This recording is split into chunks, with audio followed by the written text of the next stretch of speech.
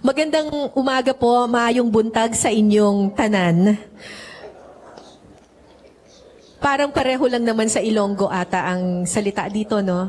Oo, kasi taga-Kapis ang aking nanay, so medyo marunong akong mag-Ilonggo. Ayan. Magandang umaga po sa inyong lahat. Nag-prepare ako ng speech kasi akala ko may podium, pero kinakabahan ngayon ako.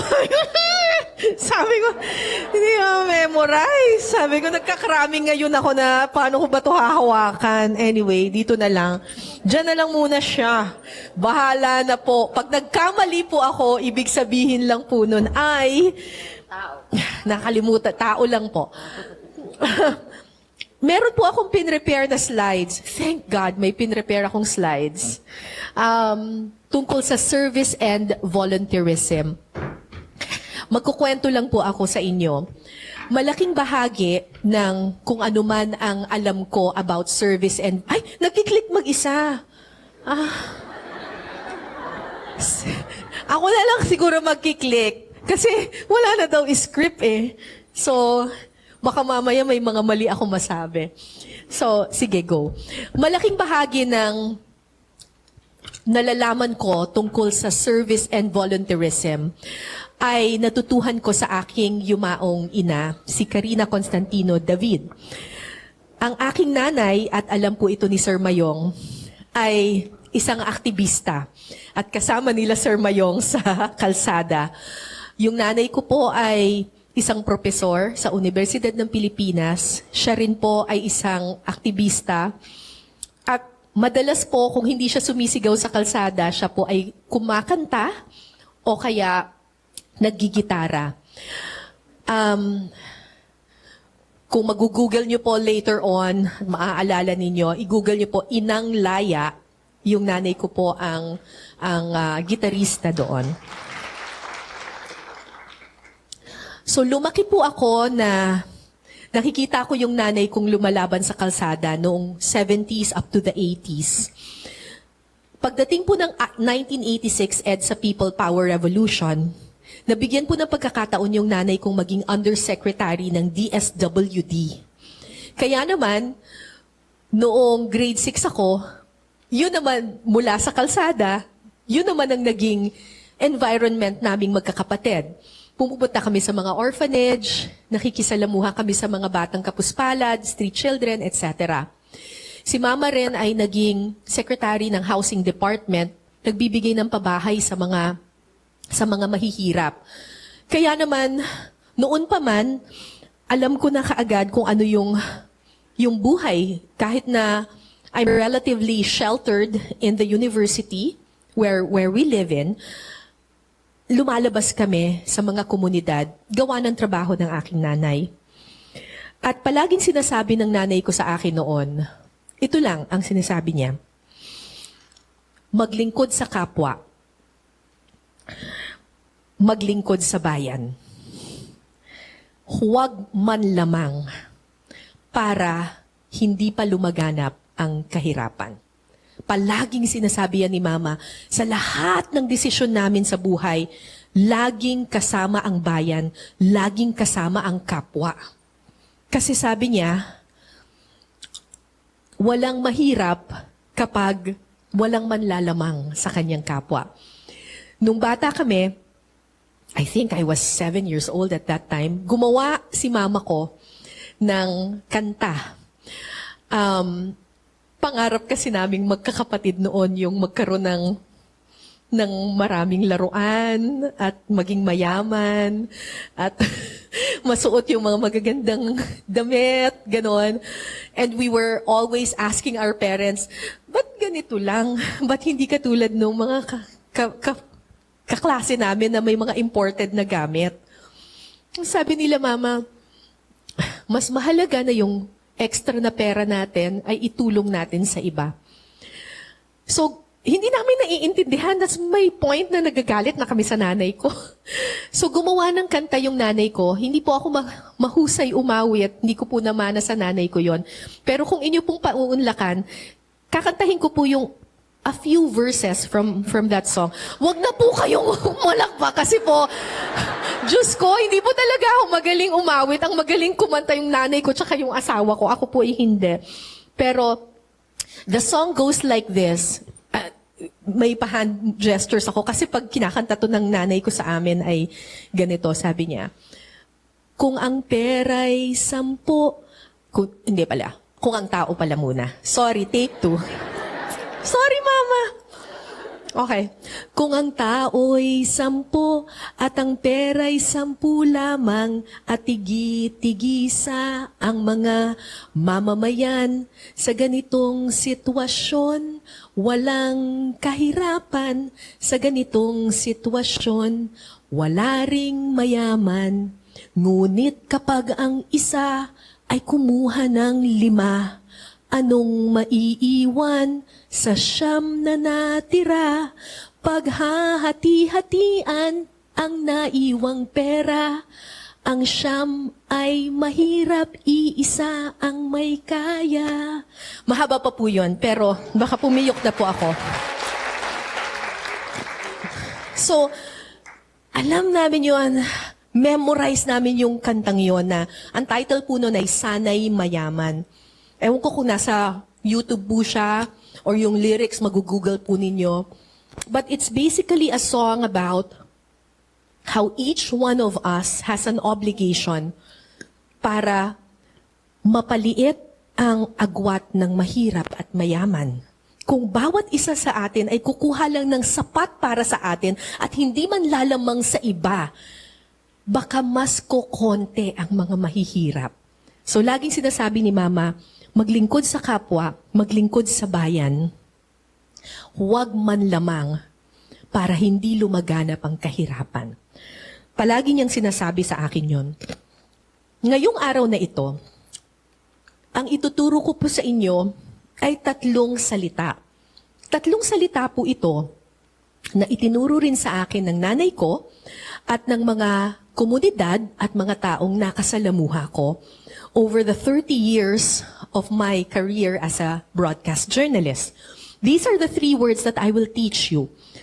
Salamat, malasakit, at bayanihan. I'm sure you are familiar with these words. Pero hayaan niyo po ako na bigyan kayo ng ibang perspektibo kung anong ibig sabihin ng 3 salitang ito. Sabi ng tatay ko sa akin, our job is to give our audience a new pair of eyes with which to see the world. Pare-pareho naman tayong may mata. Pare-pareho naman tayo ng mga bagay na nakikita. Pero ang trabaho natin bilang mga guro ay ipakita ang mga bagay-bagay mula sa perspektibo, mula sa ibang lente, mula sa ibang perspektibo. So unahin po natin, salamat. Only grateful people will have a sense of mission. Lahat daw ng pagtulong ay nagsisimula sa pasasalamat. Explain ko ng kaunti. And I'm sure, naramdaman nyo na po ito. Sabi nila, mas madali raw tumulong kapag feeling mo blessed ka. Hindi ba? Sa Instagram, lagi natin nakikita, #blessed. Diba? Pag feeling #blessed ka, mas madali raw mag-share ng blessings. Do you agree? Pag feeling mo, ay, ang blessed ko, share ako ng blessings sa iba. Diba? That's what we always feel. Diba? Share mo naman yung blessings mo kasi #blessed ka. Pero, ibig sabihin ba nito, yung mga may obligasyon lang tumulong ay yung mga blessed lang?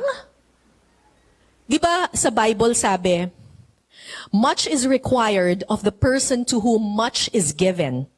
Sa Luke yun eh. Hindi ko lang alam kung ano yung chapter tsaka yung verse. Pero much is required of the person to whom much is given.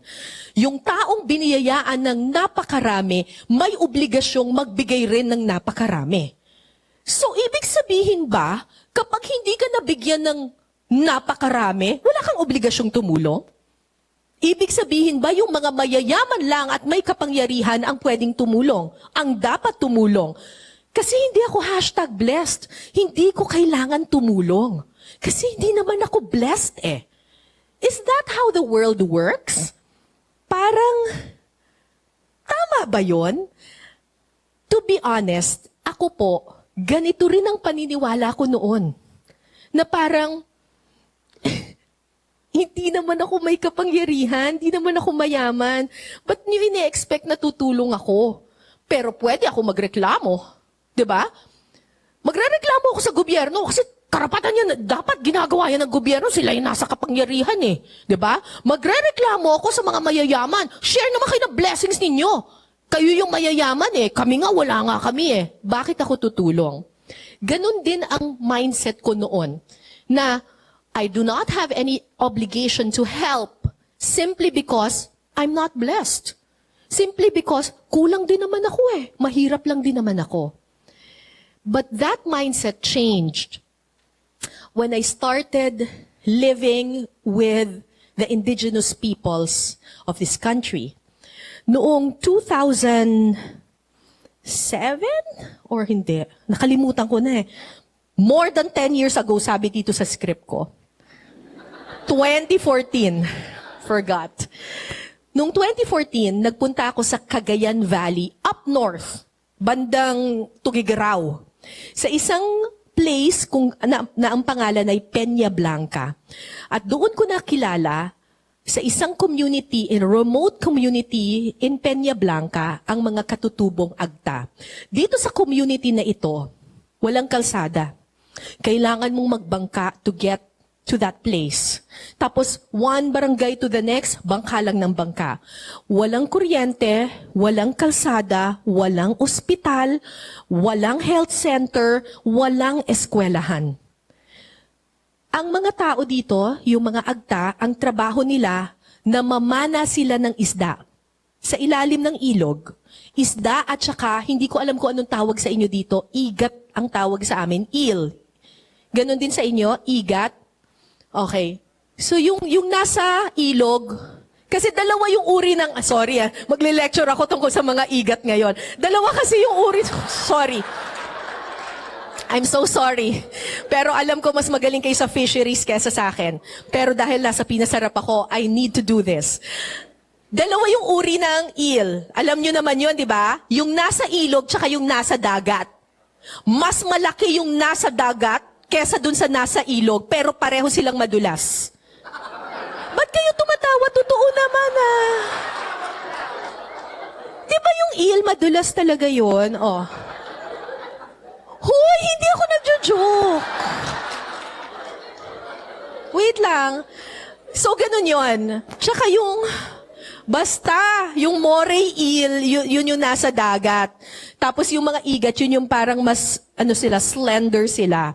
Yun. Ang hinuhuli ng mga Agta ay ang mga igat na nasa ilog. Pinapana nila ito sa ilalim ng tubig. Mahirap siyang gawin. Mahirap siyang gawin. Pakita ko lang sa inyo kung gaano siya kahirap.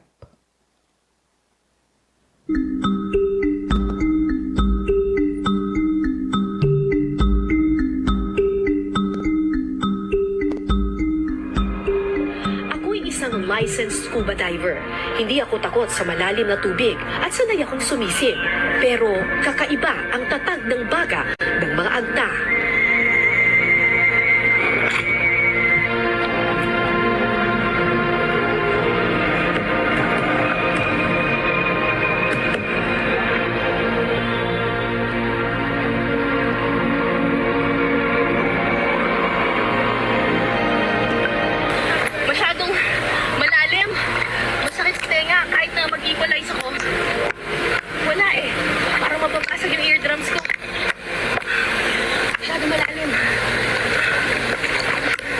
Sobrang lalim nung sinisisid nila na marunong naman akong mag-equalize ng ears ko, pero parang feeling mo mababasag yung eardrums mo, tas mahuhubusan ka ng hininga going up. Kaya pagkalusok ko ng ganon, tapos nakita ko sila, mas malalim pa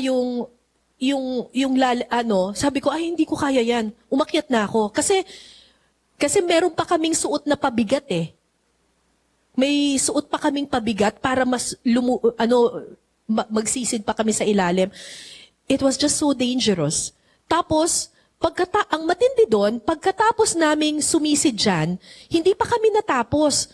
Pagdating ng gabi, pitch black ha, kailangan pa naming sumisid ulit kasi kulang pa raw yung nahuling igat.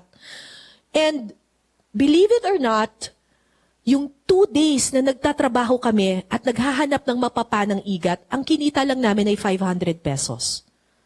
So, yung 500 pesos, this is not #blessed. Diba? It's not #blessed at all. So, pagkatapos kumita ng 500 pesos, sinamahan ko yung main case study namin, si Daniel, para bumili ng bigas. Pero nagulat ako sa kanyang ginawa. Daniel ng 10 kilo ng bigas mula sa kinitang 500 piso. Pero imbis na dalhin ang bigas sa kanilang tahanan, nagulat ako dahil isa-isang inikot ni Daniel ang mga bahay sa kanilang komunidad. Okay na yan? Ayo, atagdaan pa rin. Yung dito, ba't binibigyan ninyo lahat ng bigas? Kung wala silang nibebenta, ma'am, ikaw nakabenta, bigyan mo sila. Ay, nangyari? Kahit hindi mo naman sila pamilya? Oo. Bakit? Para ugali mo, ganun ang prinsipyo namin mga alta dito. ma'am. Parang pantay-pantay kayo, walang mahirap, walang mayaman. Magtataka ka kasi it doesn't follow. Itong mga taong ito, sila yung pinakamalayo sa #blessed. Pero bakit nakukuha nilang magbahagi at mag-share sa iba? Kasi marunong silang magpasalamat. Kasi marunong silang magpasalamat. Kasi sa kabila ng lahat, marami pa ring bagay ang dapat ipagpasalamat. Pasasalamat sa biyaya ng pamilya, sa biyaya ng komunidad, sa biyaya ng kalikasan, sa biyaya ng buhay, sa biyaya ng araw-araw kang humihinga. Kapag marunong kang magpasalamat, matututo ka ring magbigay sa iba. And we all just need to be grateful and find the small miracles in our life. It doesn't have to be material things. Hindi kailangan pera. Basta matuto kang magpasalamat at ma-value mo kung ano yung meron ka, mas maiintindihan mo kung bakit kailangan mong magbigay sa iba. Alam niyo ba na yung salitang salamat ay galing sa Arabic word na salam, which means peace. Because being thankful is being at peace with your soul. And peace is a gift. It's something to be thankful for. It's something to be grateful for. The fact that you are at peace with your soul, diba? You have to be grateful. You have to be grateful for that. Kaya, every day, you look at your life. Huwag mong isipin yung mga reklamo at mga problema mo sa buhay. Think of the things that you are thankful for. And I guarantee you, your heart will be at peace. And I guarantee you, mas mapapadali para sa iyo ang tumulong sa iba na wala pa yung kapayapaang iyon. Remember that, salamat is peace, is salam, which means peace.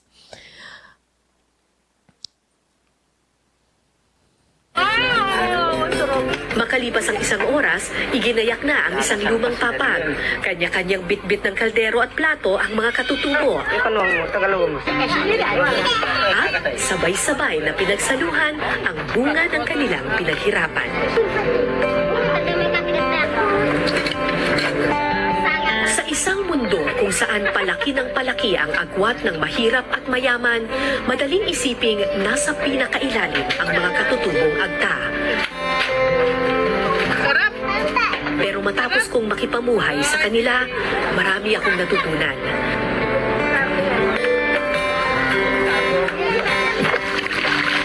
Wala silang kalsada, wala silang daan. Pero bawat isa sa kanila ay tulay ng pagbibigayan. Walang kuryente, walang telebisyon, pero buhay na buhay ang kinagis ng tradisyon.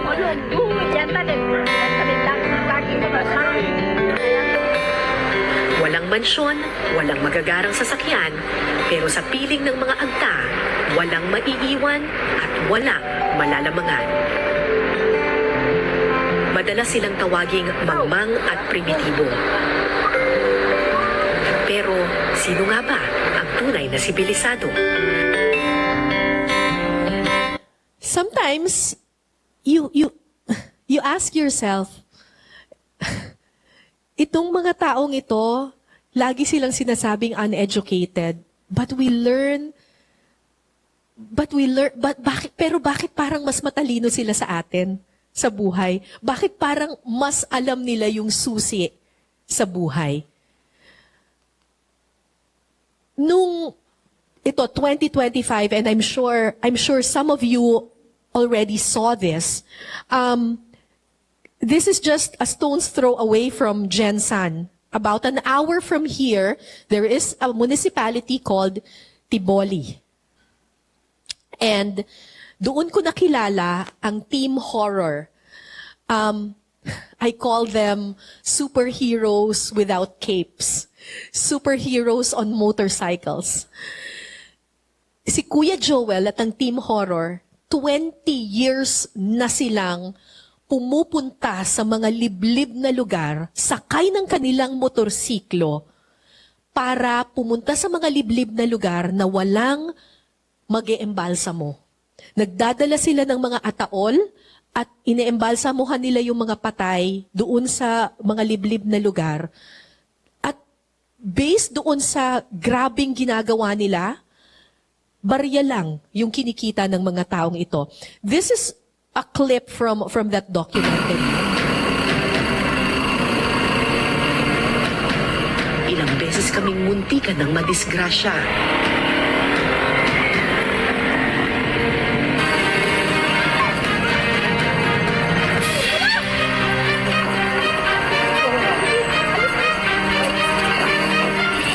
Gayunpaman, hindi sumuko ang grupo. Napakadelikado yung ginagawa ko, pero not choice naman, ma'am. Tinitingnan ko yung trabaho ko, parang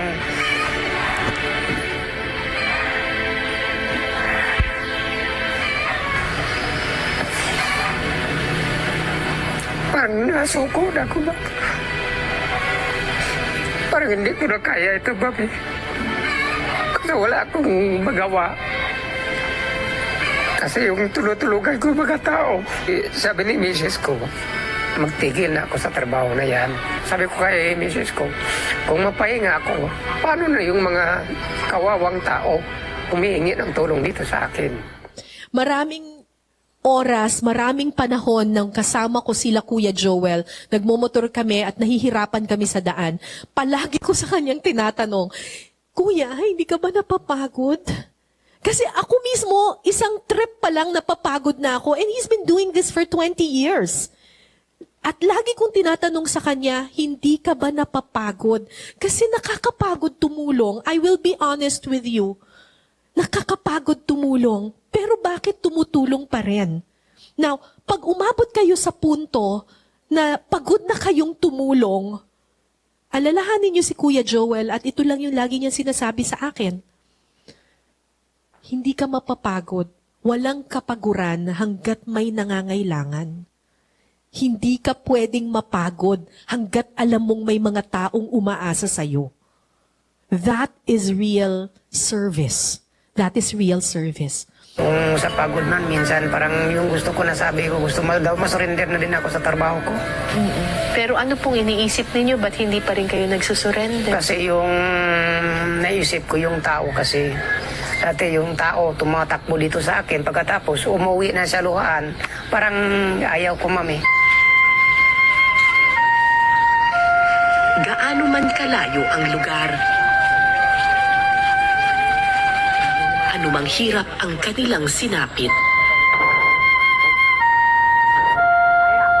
wala silang hinihintay na kapalit. Parang yung batulong eh.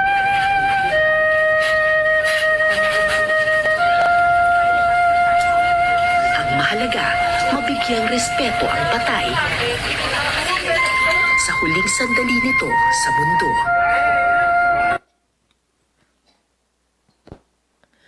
Wala sila sa kapangyarihan. Hindi #blessed ang mga taong ito. Hindi sila mayaman, wala sila sa kapangyarihan, pero maglilingkod hanggang kamatayan. Kung negosyo, sigurong iniisip niyan, ma'am, tagal na sigurong mayaman. Pero, Pero yung pagtulong niya, hindi naman nakabase sa kung ilang libo yung bibigay sa'yo kapalit sa serbisyo mo. Kung minsan nga, wala eh. Doon ako sa commitment talaga. Proud ako sa kanya sa commitment. May kasabihan, sa gitna ng hirap at kalbaryo, lumalabas ang kabayanihan ng tao. Hindi man sila milyonaryo, pero mayaman sila sa puso. Marami nagmamahal dyan. Sa totoo lang sa kanya. Kahit saan mo dalhin yan dito sa 25 barangays. Maraming nagmamahal kasi alam nila na mabuti yung hangarin niya. Tumulong talaga. Lalo na sa mga ganyang problema.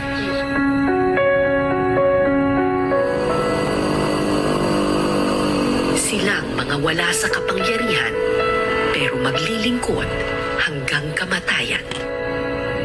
Ako po si Cara David. At ito po ang Eyewitness. Kapag napapagod ako, iniisip ko, wala akong karapatang mapagod kung sila gagawin nila yan nang wala silang hinihintay na kapalit. 'Di ba? If people like Kuya Joel, if people like the Agtas can do those things, can share their blessings and help and sacrifice and care for their fellow men, bakit hindi ko kaya? Ako nakapag-aral ako. Ako may kuryente kung nasaan ako. Ako biniyayaan ako ng edukasyon. Meron akong means to help other people. 'Di ba? Wala akong karapatan na papagod. Kung yung mga tao na walang-wala kayang tumulong sa iba, mas lalong kaya ko. Mas lalong kaya ko.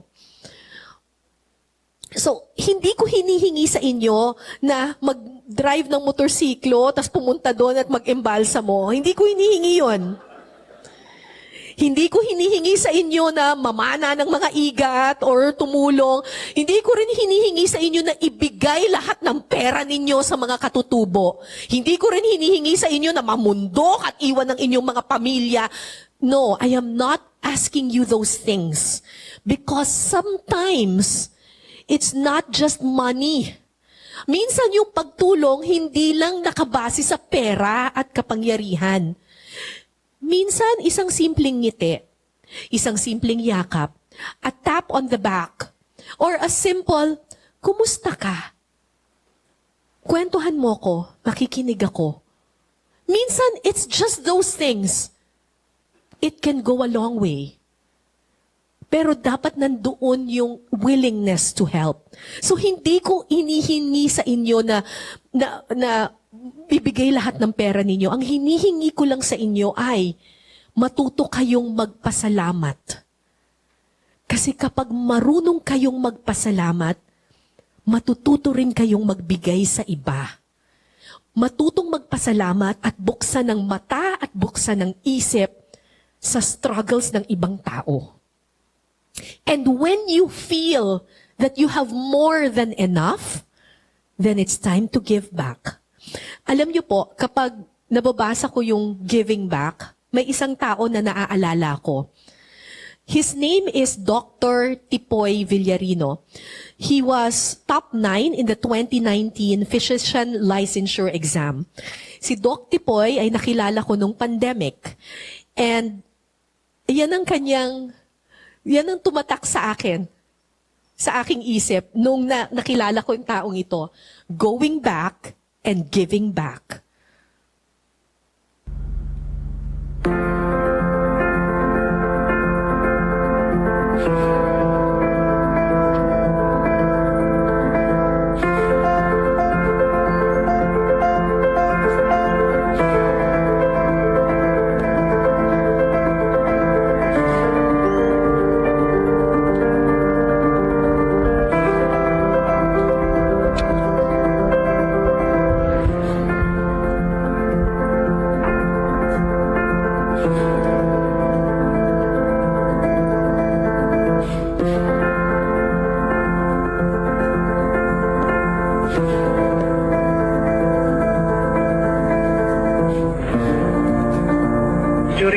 the review phase ng aking journey as a physician, isa sa mga prayers ko was that kung magiging top-notcher ako, I will go back to serve my hometown.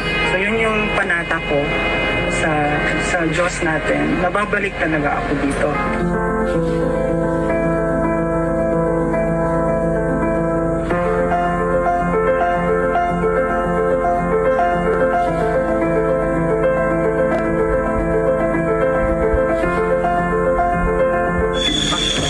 Gusto kong maging part ng solution kasi napakadaming problema ng ating bansa. Napakadaling magreklamo po, sa totoo lang. Totoo. Sa dinami-dami ng problema na pinapasa ng ating bansa. Napakadaling magreklamo. But I'm trying my best to be part of the solution by being a physician, a doctor sa isang malayo at mahirap po na bayan.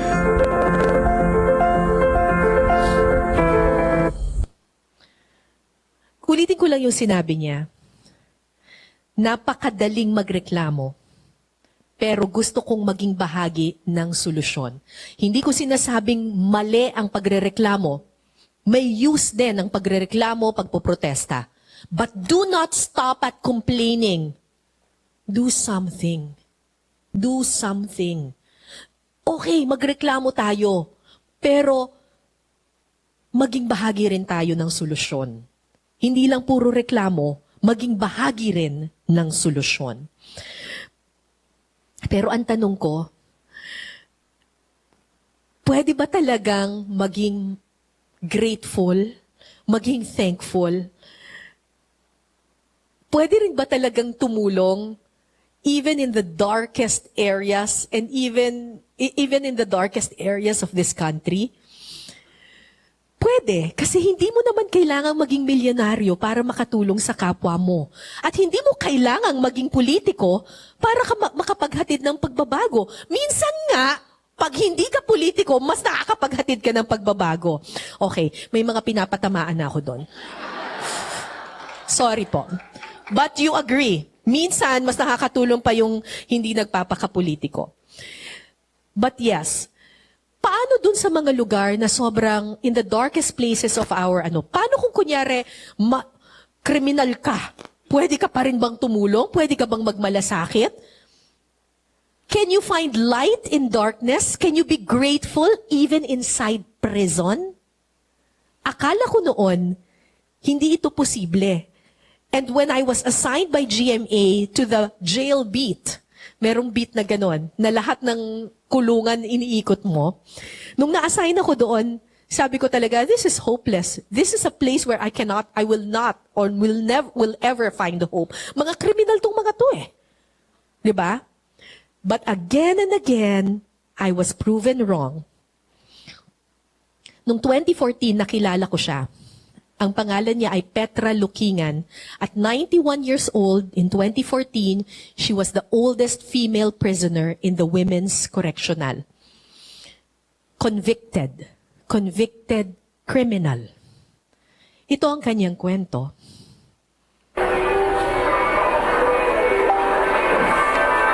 Ito lang ang mga letrang kayang isulat ni Petra Lukingan. Sa edad na 90, si Lola Petra ang pinakamatandang preso sa Women's Correctional. Ang kanyang kaso, falsification of public documents. Sino po nagturo sa inyo ng pangalan ninyo? Itinutulong dahil sa eleksyon. Pero hindi kayo nakakabasa. Hindi ako makabasa. Ignorante ako. Hindi ko naman alam. Tapos, kunan na pa ako nang dala sa kulungan. Kaya nga hindi ko alam. Iiyak na ko diyan.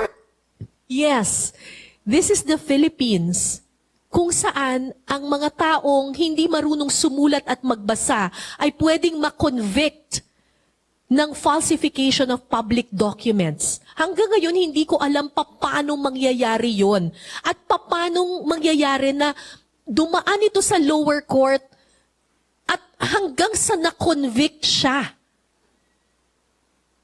And when I met her, ang tagal na niya sa kulungan. na hindi pa rin siya marunong sumulat at magbasa. She can only write her name. This is the Philippines. Ganito yung injustice na nangyayari sa Pilipinas araw-araw. When I met Lola Petra, I met her in this dorm called Dorm 12. Yung Dorm 12, ito yung lugar kung saan lahat ng mga preso na mahihina, matatanda at may sakit nagsasama-sama. Marami sa mga prisoners na nasa loob ng Dorm 12, wala nang bumibisitang pamilya.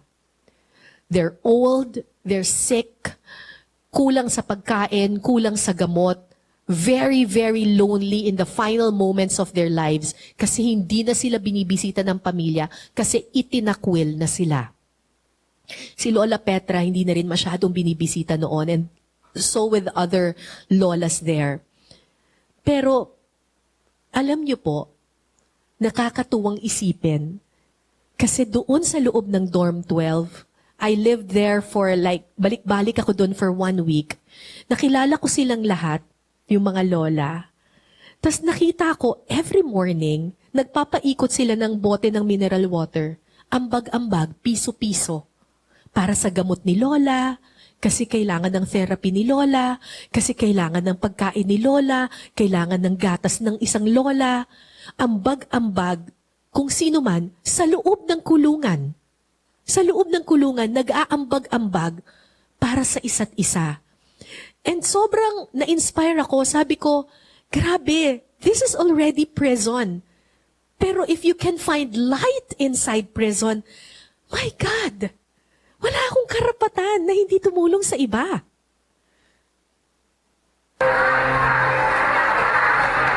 Pero sabi nga nila, kapag nagsara ng pinto ang tadhana, may nagbubukas na bintana. Alam kong pilit na pupunuan ng mga kapwa niya preso sa Dorm 12 ang pangungulila ng matanda. Pray the grace of the Lord kasi kakapit kami kay Lord. Hindi kami nawala ng pag-asa. At kakapit kayo sa isa't isa. Magtutulungan kami. Dahil siyempre ang bawat isa kailangan ng tulong ng isa. Kaya ganun man is an island. Diba ma?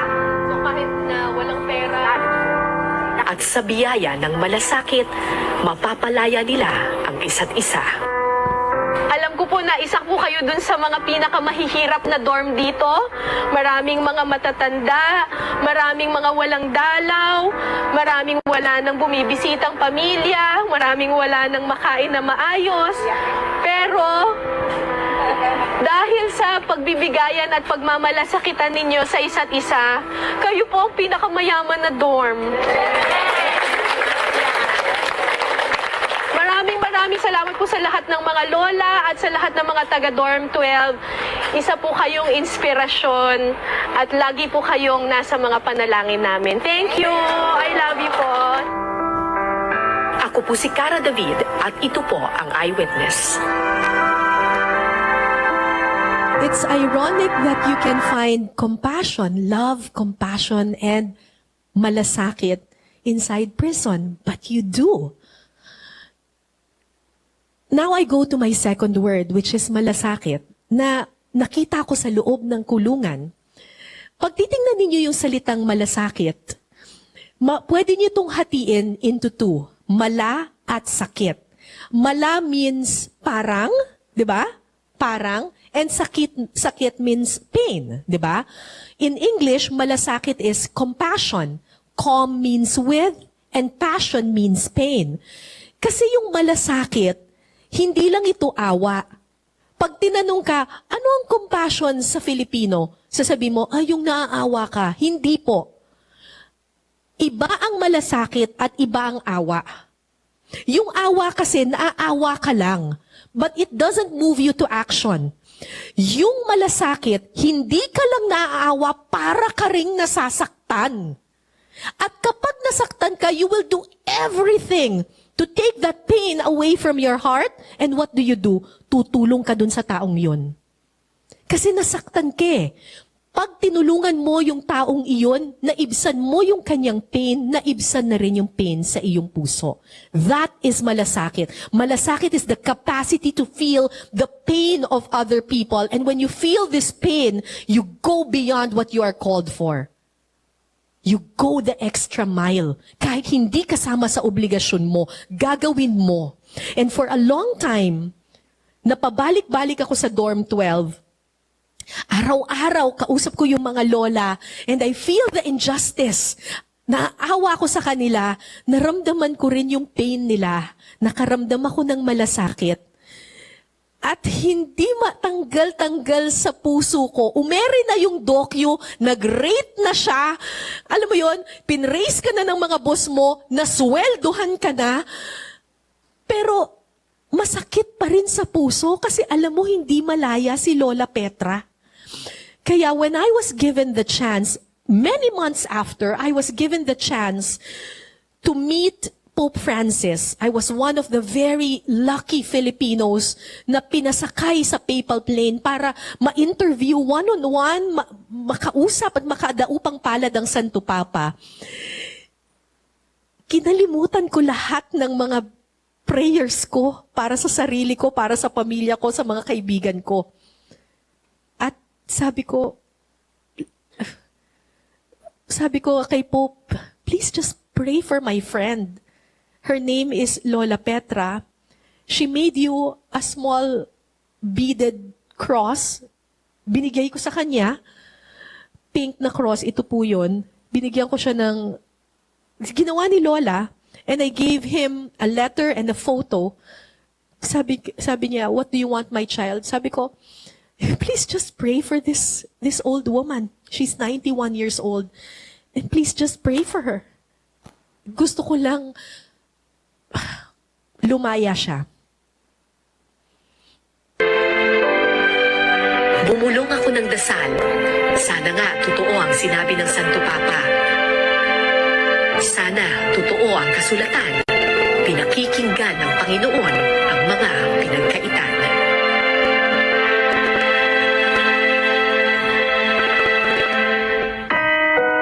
February 27, 2015, dininig ng Panginoon ang aming mga panalangin. Ay, ito na. Laya ka na.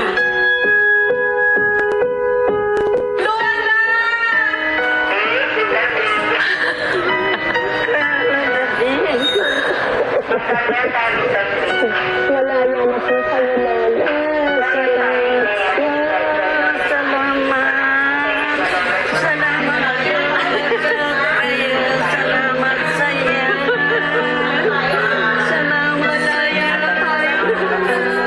Sa pamamagitan ng Bureau of Corrections, binigyan ni Pangulong Aquino ng parole si Lola Petra.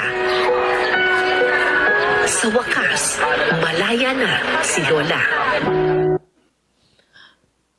At pagkatapos lumaya ni Lola Petra, isa-isa nang napalaya lahat ng lolang na interview namin. Actually, 3 days ago, kakatawag lang sa akin ng mga kaibigan ko sa Women's Correctional. Si Jessica, tumawag siya sa akin. Ano rin siya? PWD rin siya. Tapos sabi niya, Ma'am Cara, sabi ko, oh Jessica, bakit na naman? Kulang ang ano, kasi pinapagawa ko palagi yung kanilang dorm, yung kanilang bubong, etc. Sabi niya, kumusta na po kayo? Yung asawa niyo po, kumusta na po? Alam niyo, birthday naming mag-asawa, anniversary naming mag-asawa, lagi kaming nandyan sa dorm 12. Nung nililigawan pa lang ako ng boyfriend ko noon, pinakilala ko sa mga lola hanggang sa, ay, Diyos ko, nakakatawa, magda-digress lang ako ng konti. Nung pumunta, sinabi ko sa mga lola, meron akong nahanap na boyfriend. Tapos sabi, pakilala mo dito. So, pumunta ako, birthday ko, sinama ko yung nanliligaw sa akin. Nanliligaw pa lang siya sa akin noon eh. So, sabi ko, pero sasagutin ko na. Huwag mo muna sasagutin, sabi ng mga lola. Kikilatisin muna namin. So, pumunta yung asawa ko si LM, musikero yon. So, kinantahan niya, hinarana niya yung mga lola. Tapos, tinago nila si LM, sabi nila, gusto ka naman namin, pero alalahanin mo lang na maraming nagmamahal kay Kara dito sa loob. At kahit matatanda na kami, marami kaming paraan. Huwag mong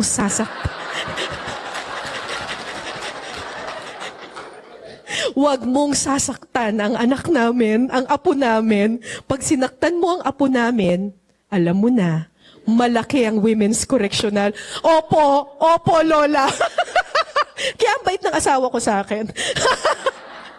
Kasi maraming paraan yung mga lola. Pero we've been going back and forth, and lagi kaming pumupunta sa women's correctional. Yung kwento ni Lola Petra ay nagsimula sa kasinungalingan, pero natapos sa kalayaan.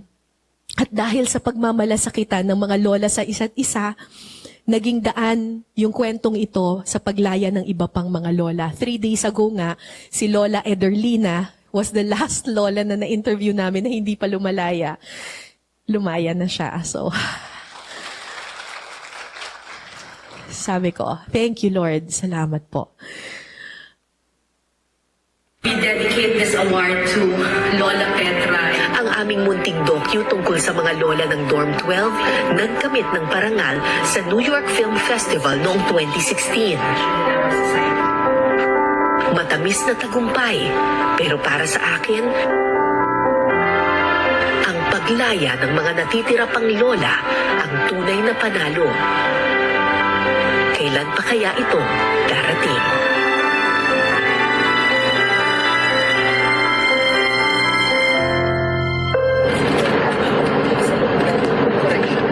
Lumipas ang 10 taon.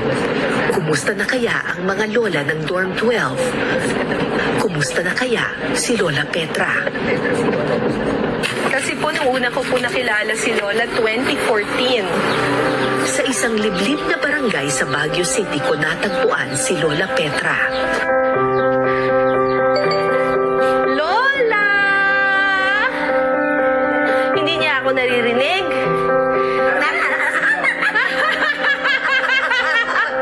Naalala niyo ako? Lola! Kumusta? Naalala niyo ako? Kara David! Sabi niya, oo. Diba? Kara David. Kumusta?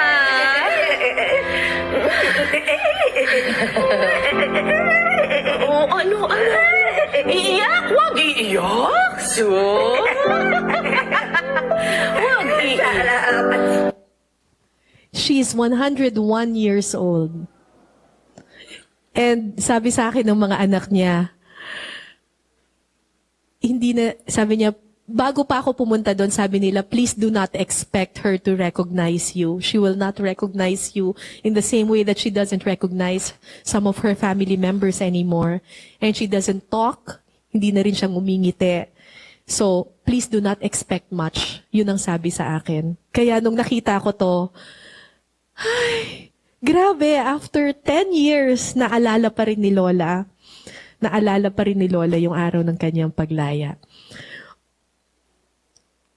This is a 10-year friendship born out of compassion, born out of malasakit. Yung mga lola ang nagturo sa akin ng malasakit, and I never forgot that. And I never forgot that. And in my own simple way, alam ko, hindi naman ako mayaman. Ang biniyaya lang sa akin ng Panginoon ay ang gift of words and gift of storytelling. I will use all my strength and my talent and the words in my mind to somehow be a bridge of compassion para makatulong sa iba. Noong 2001, kasabay ng aking career sa Eyewitness, so 24 years ago, itinayo namin ng nanay ko, si Karina David, ang Project Malasakit Foundation. It was my mother who pushed me to set up this foundation. Sabi ko, Mama, sinong staff natin? Sabi niya, ikaw, ako, dalawa lang kami. Tapos sabi ko, saan ang opisina natin? Dito sa bahay. Tayong dalawa lang. Sabi ko, Mama, ipaparegister natin sa SEC. Sino ang mga board members natin? Sabi niya, pwede ba yung tatay mo, yung kapatid mo, tayo-tayo na lang lahat. So, yung unang mga board members ng Project Malasakit, yung best friend ko, yung executive producer ko sa Eyewitness, yung boyfriend ko, mga ganon. Kami-kami lang. Pero talaga kami lang ni Mama. So, I'm proud to say that after 24 years, yung tinayo naming foundation, maliit na foundation ni Mama, ay buhay pa rin hanggang ngayon. Nagbibigay kami ng scholarships sa poor but deserving Filipino children, mostly indigenous peoples, child laborers. Nag-outreach kami sa mga remote communities at nagpapatayo kami ng mga maliliit na health center, maliliit na mga eskwelahan, daycare centers, nagbibigay ng solar power. Hindi malaki ang budget namin. Believe it or not, ang budget lang namin nung nagsisimula kami dito ay 1,000 pesos per month, per child.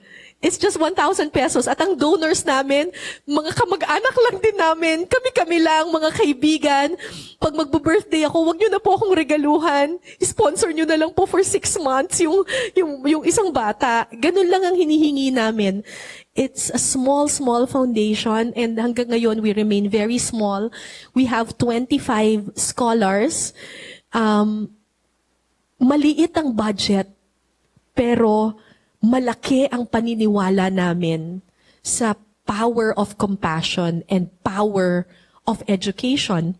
One of our first scholars, successful scholars, was from this small island in Bolinao, Pangasinan called Silaki. Walang kuryente, walang potable water, walang health center, walang eskwelahan. 75% hindi marunong sumulat at magbasa. We met these two children, they're child divers. Sumisisid sila sa ilalim para kumuha ng tuyom. Familiar? Tuyom? Okay, sea urchins. So, kumikita sila ng 20 pesos for one sack. One sack of sea urchins. Sabi ko talaga, ang mahal-mahal yan sa Japanese restaurant. Dito, 20 pesos per sack lang pala. Diba? So, si Joselito tsaka si Christine, para makapag-aral sila, kailangan nilang magbangka from one place to another.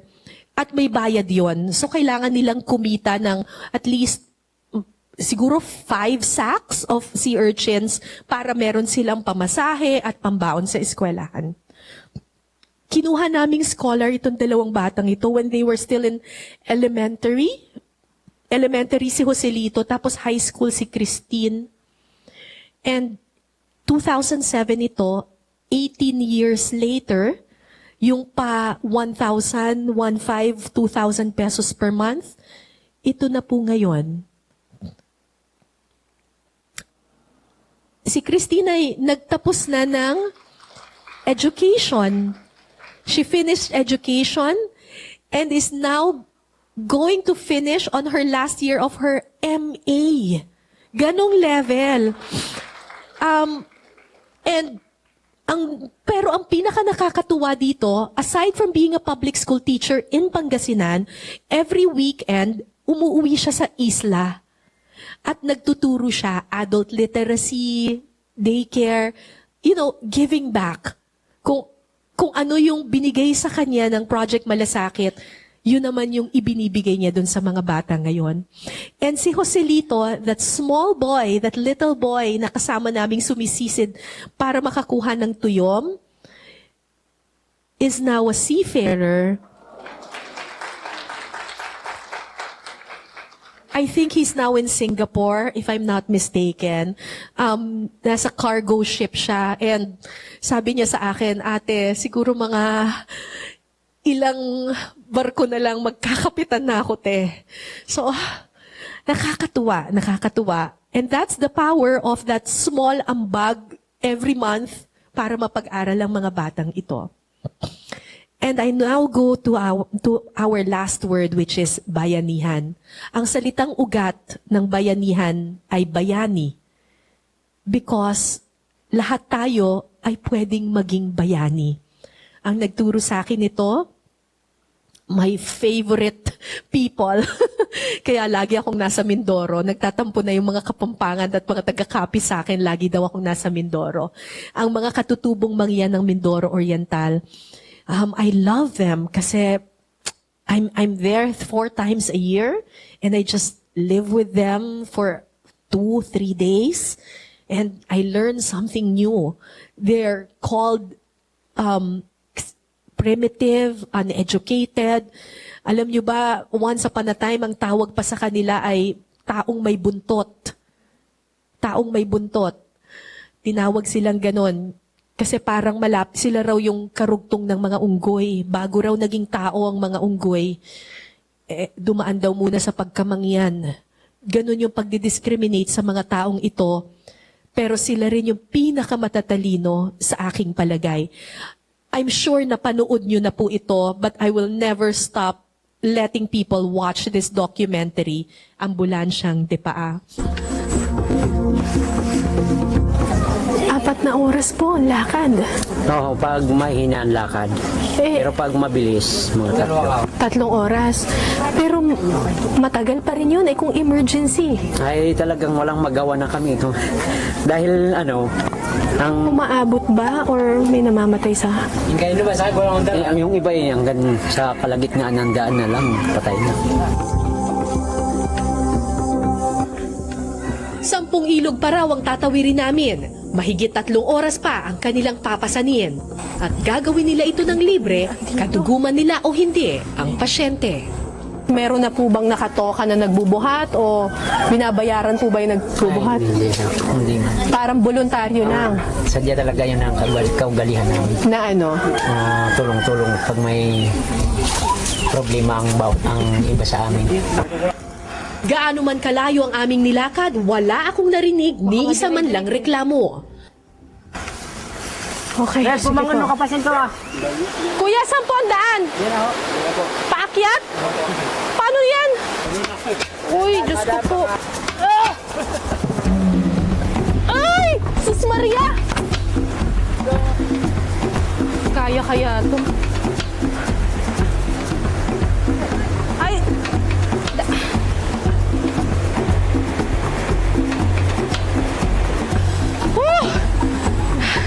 Husay! Sa oras ng kagipitan, lumalabas ang kabayanihan. Bumilib ako sa kanilang malasakit at sakripisyo. Pagkatapos umerin itong documentary na ito yung, bago actually kami bumaba ng bundok, ito yung sinabi sa akin ng mga mangyan. Basta tandaan nyo lang, Ma'am Cara, kaya kami hindi napapagod magpasan kasi gumagaan. Ang mabigat ay gumagaan kapag marami ang pumapasan. Relye-relyebo, it's the whole community carrying each other.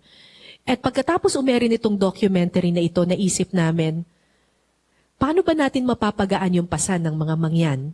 Tinulungan kami ng mga karaniwang tao, ng mga viewers, nag-ambag-ambag ng mga tigpa 500 pesos. Kahit anong pera ang meron sila, nag-ambag-ambag. Kasi sabi ko, kapag yung maliliit na halaga pinagsama-sama, ganun din yun. Pag marami tayong papasan, gagaan yung pinapasan natin. Pagkatapos nito, a year after it aired, we were able to build a health center sa may kalagitnaan ng bundok. We called it Balay Mangyan para alam naming bahay ito, halfway house ito ng mga mangyan. Hindi na nila kailangan maglakad ng napakalayo para lang makarating sa ospital. Inilapit na namin yung health center sa kanila. And after this first project, nakita ng local government, yung lokal na pamahalaan ng Bansud, Mindoro Oriental, nagbigay sila ng counterpart nila. And if I'm not mistaken, parang mga 5 or 7 na ang mga balay mangyan all over Mindoro Oriental. Because lahat ng tao ay nag-ambag-ambag para pasanin yung mabigat na pinapasan ng mga mangyan. So, I go back to our 3 words, salamat, malasakit at bayanihan. Matutong magpasalamat. Buksan ang puso at magmalasakit sa iba. Magtulong-tulong at magbayanihan kasi ang mabigat ay gumagaan kapag marami ang pumapasan. And together, we can change this world one child at a time, one community at a time. Maraming salamat po. Magdasal, magpasalamat at magmalasakit.